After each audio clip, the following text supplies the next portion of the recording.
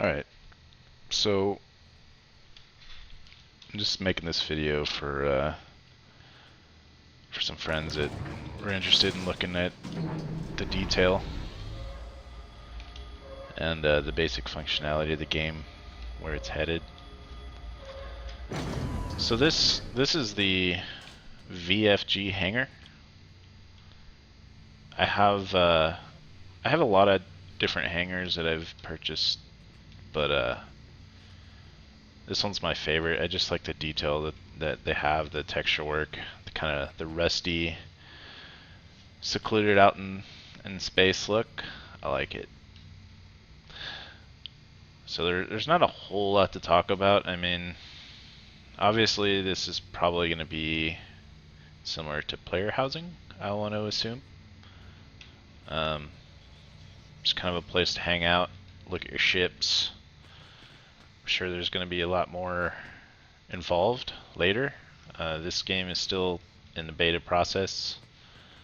In fact, probably pre-beta. Is that alpha? I don't know. It's not done. It's not anywhere near done yet. But so far, it's looking fantastic. I mean, just the texture work. Look at the textures. I mean, there's no repetition. If there is, they hide it really well. I've, of course, got everything maxed out. Your mileage may vary, but I was able to hit about 30-40 frames per second.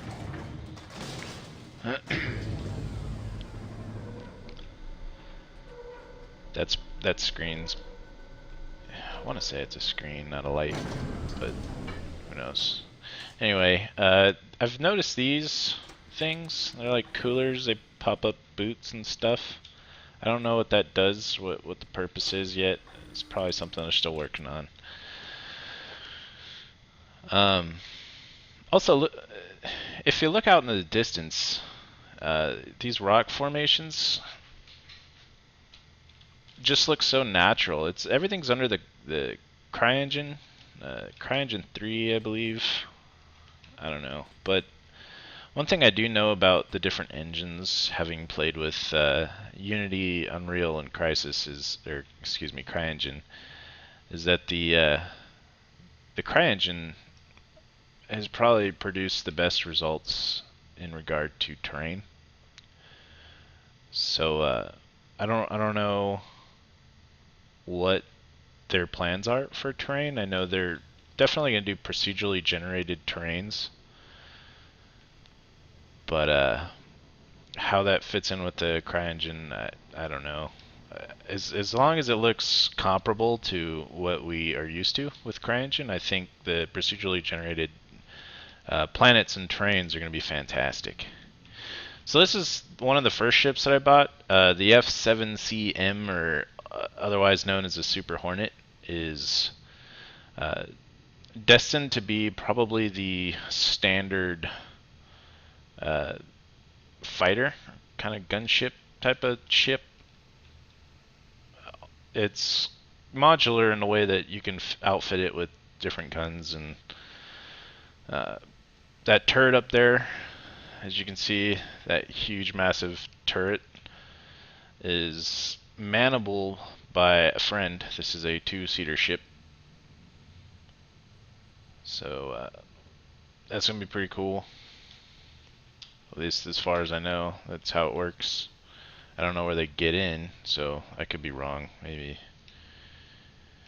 But check us out. I'm going to drop the ladder. Look at this detail. Good lord, that's so beautiful. Even the ladder looks fantastic. Look at that. So a lot of people have been commenting on just the amount of work that is going into the ships, and you'll notice I only have, let's see, that ship over there, this one, and my M50, which is a racer sitting over there. I do own a lot of ships, however, because of the detail, I'm assuming that is one of the reasons why there's been a slow progression in introducing the ships to the hangars, so I'm okay with that. I have these 3 ships right now to hold me over. So let me just show you this ship real quick. This is the M50. I purchased it at the anniversary sale. It is a, like I said, it's a racing ship. This ship is, its purpose is to essentially do one thing and one thing very well, and that's to go fast and be very maneuverable. Let's see if I can get up here. Damn it. There we go. So, look at that. It looks like a Ferrari, and I'm glitching out. I think the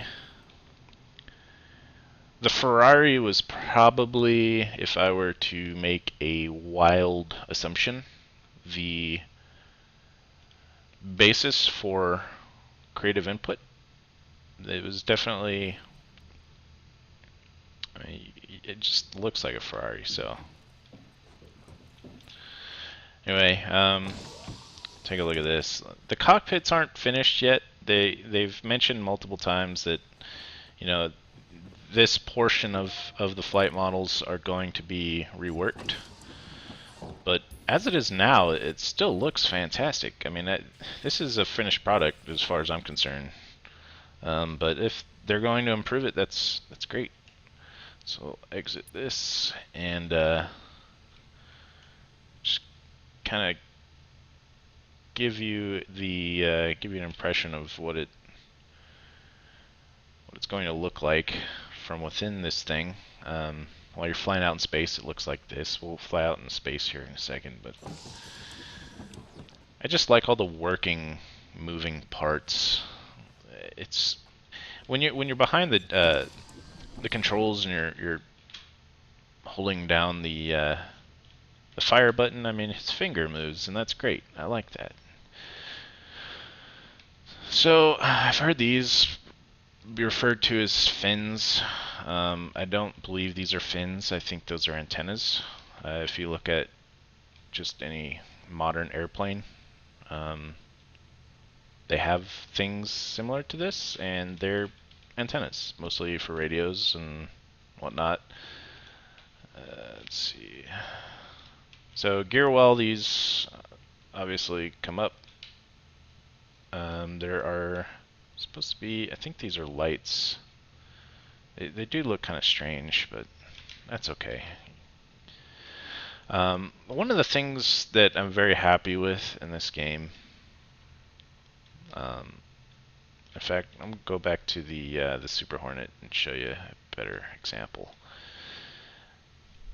You're probably used to seeing flight sims and whatnot use pretty generic engine modeling. You come back here and there's just a bottomless pit, but engines don't look like that. There's a turbine, there's something in there that you can see when standing behind it, and I do like that they used a little extra detail, or a little more time and refining. Probably the most important part of a transportation vessel. I mean, it's the engine. It should look good. It should look correct. And in this case, it does. I mean, it's very sci-fi'd out, but that's what I would expect an engine to look like in the future. So, bravo. And I'll show you the scratches. So there are no basic textures. And if there are basic textures, I'm sure they're still on the dev floor. They're not in the game, but this is what would otherwise be a basic texture, and it looks fantastic. They went and added these scratches, so it doesn't look so basic anymore. And I really do appreciate that. That looks fantastic. And again, you can't see the repetition. Or maybe you can, but I don't see any repetition in those scratches. They've probably angled them in a way that it looks random, but that looks great. And for all this detail, the game surprisingly runs pretty well for me.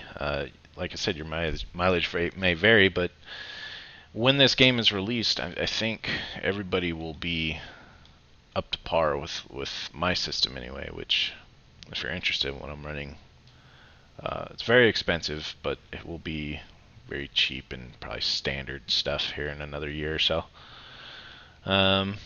Take a look at the guns. Even the modular guns. This game is all about modularity. These, you can replace these with better guns.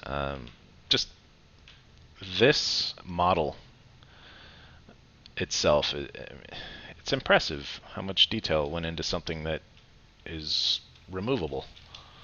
Considered an I won't say afterthought, but something that went on after the fact. Anyway, I want to show you this the other ship that I purchased. These two I have LTI on. If you're interested in what LTI means, they are collector edition ships because they only release a certain amount of them, or they're released in a specific time frame. So this Redeemer and my Super Hornet over there have LTI, and what that means is lifetime insurance. If you've played EVE, you're probably familiar with in the event that you lose a ship, you will need to purchase a new one. But if you have insurance, usually that comes at a reduced cost. If not, they replace the vehicle for free, or the ship. So these will never expire. These lifetime insurance deals are pretty handy. They're pretty convenient in that they I don't have to worry about it in the future. If I lose my ship, I'll just get another one for free. Now, how much insurance is going to cost is a different video. There's a lot of specific gameplay videos out there on YouTube if you're interested. But the rumor that I heard is insurance isn't going to be that expensive. So LTI is definitely just a novelty, in my opinion. So this is where I'm going to park my friends. This is a troop carrier / gunship. So I'll probably use this to get in and either do pirating activities or just standard boarding procedures. You park your friends in here, this thing opens up, and you jump out and you board the other ship. Which I'm assuming will have the FPS element involved. They are working on that. So it's got a bathroom. No, this isn't the bathroom. Bathroom's upstairs. But what this is, and this is still broken, I believe, but as you can see, the animation doesn't work. But this is a turret. Someone can man this turret on the ship while you're flying around the in the abyss. It does eventually. There we go. So this is still being worked on. This is definitely a very rough draft, I would like to assume. I can tell that texture's kind of lacking a little bit. Kind of similar to the interior of a lot of cockpits right now, which it's been addressed that they're just rough drafts. They will be filled in later. They just kind of put something in there so people can enjoy the ships and get used to how they handle and whatnot.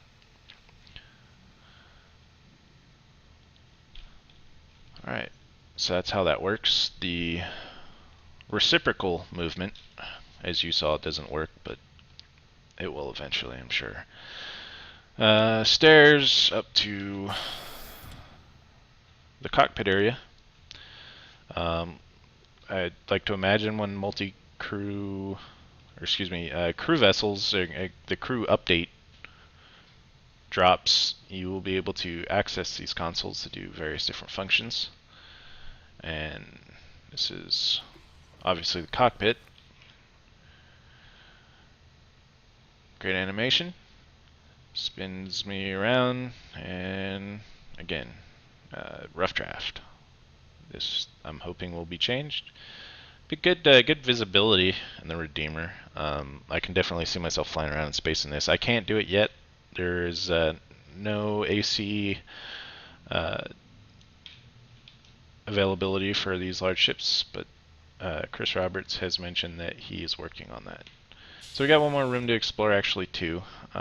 This is kind of the area which you can hang out in, and I mean, there's tables and whatnot. Everything, if it should function, usually they do. These are beds for long space flight. So I don't know what's going on with my textures here. I don't know if that's specific to the Redeemer or what, but that That's not normal. I'm running OBS in the background, maybe just running out of video memory or something, but that is obviously a glitch. How you see that kind of patchwork. Looks like a mosaic of some kind. But that's fine. We'll ignore that for now. And as you can see, there's a shower. More attention to detail here. It's not just a shower. I mean, it's got stuff in it that you would normally find in a space shower in the future. And a toilet, which, again, textures are looking kind of weird right now, but that's okay. Functions, pop squat. Leave the door open if you want. Cool. And then go over here, wash your hands, I suppose. And you got a cargo bay. So this does have room for cargo if you want to run this as a cargo vessel or find something salvageable, bring it back with you. I don't know if these, it would be nice if these fire extinguishers worked in case you had a fire on board, which I believe is going to be implemented.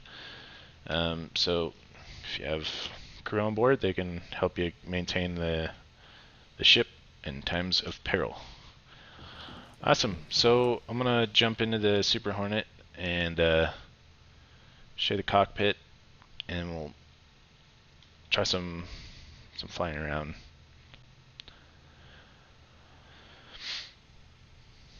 So again, nice nice modeling there. That looks fantastic.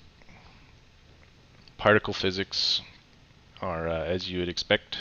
Modern game, not too over the top, but this hangar specifically has particle physics, which I'm a fan of. I like lights and sparkly things, so I think it's another reason I like this this hangar the most. Anyway, let's jump in here.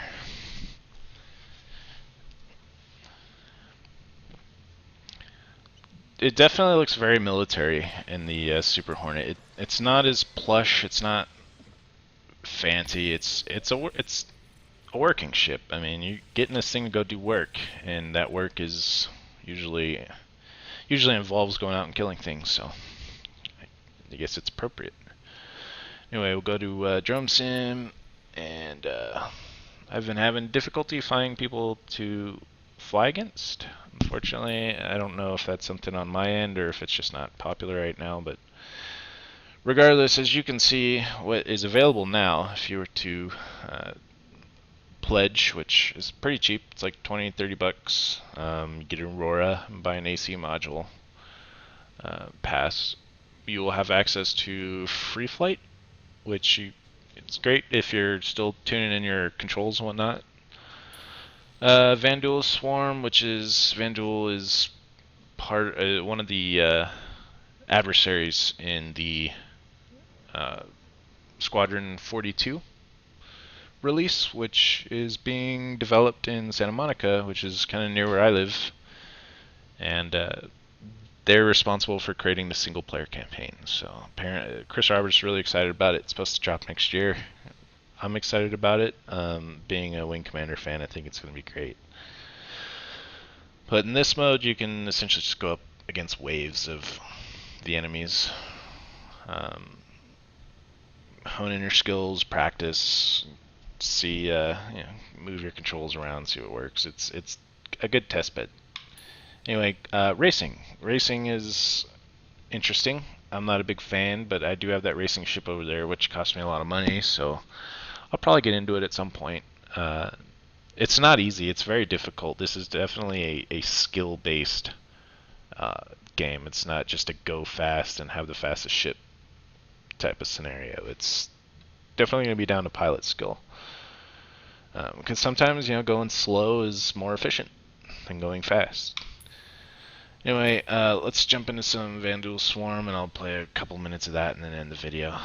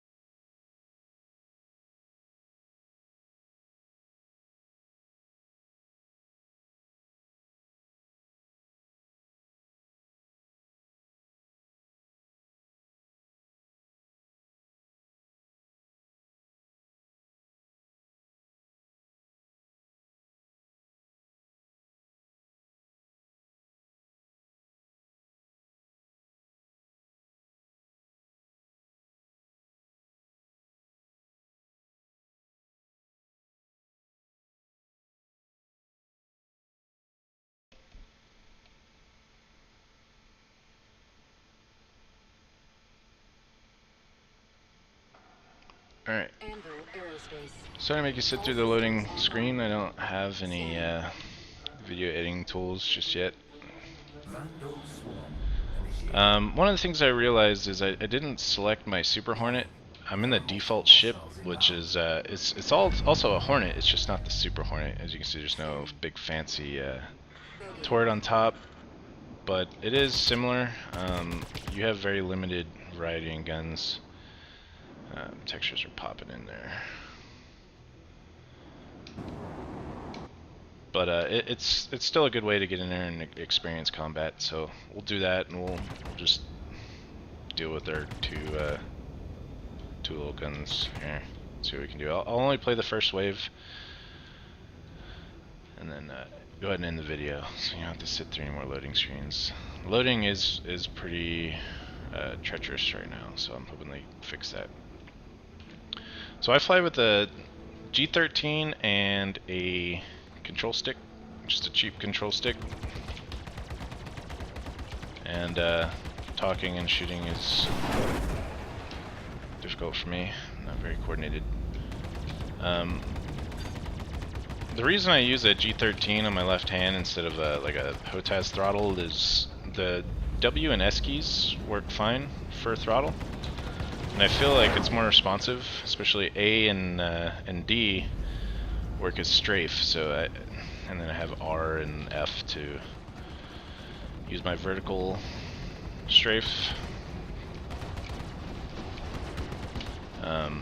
So I'm not paying attention.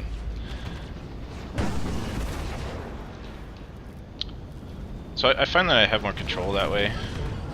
Obviously I'm not the greatest pilot in the world. I only have about an hour in this mode. I'll show you missiles too.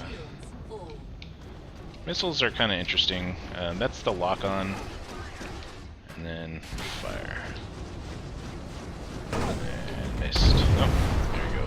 So missiles are kind of cool. I usually save them for the elite ships.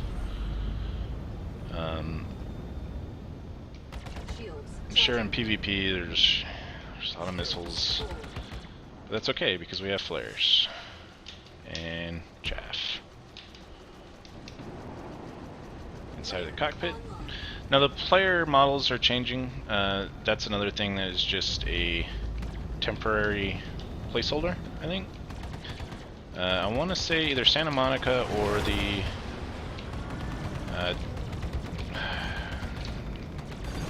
trying to think.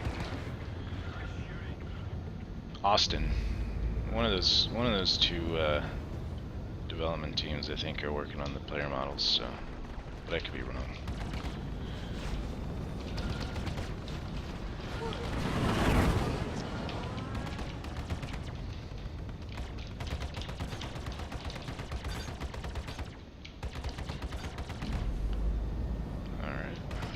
So you definitely gotta watch out for these comets, or just not comets, asteroids.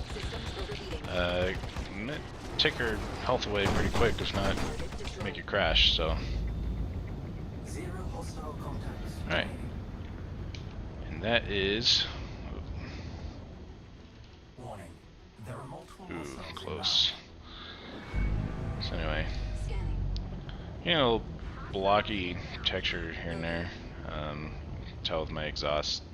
That happens every now and then, regardless of whether or not I'm streaming. So it tends to go away after some time. It looks right. Anyway, here's the. Take a look at the thrusters. They all move. Like I said, everything's got working parts, and they move where they're supposed to move, and I like that. Here's an example of shooting the trigger, shooting whatever's on my thumb button. So, good stuff. Anyway, that's my video. Hope you liked it. Probably won't do any more. I'm lazy. But I did want to show what I thought was important in the game to whoever's interested. Thanks.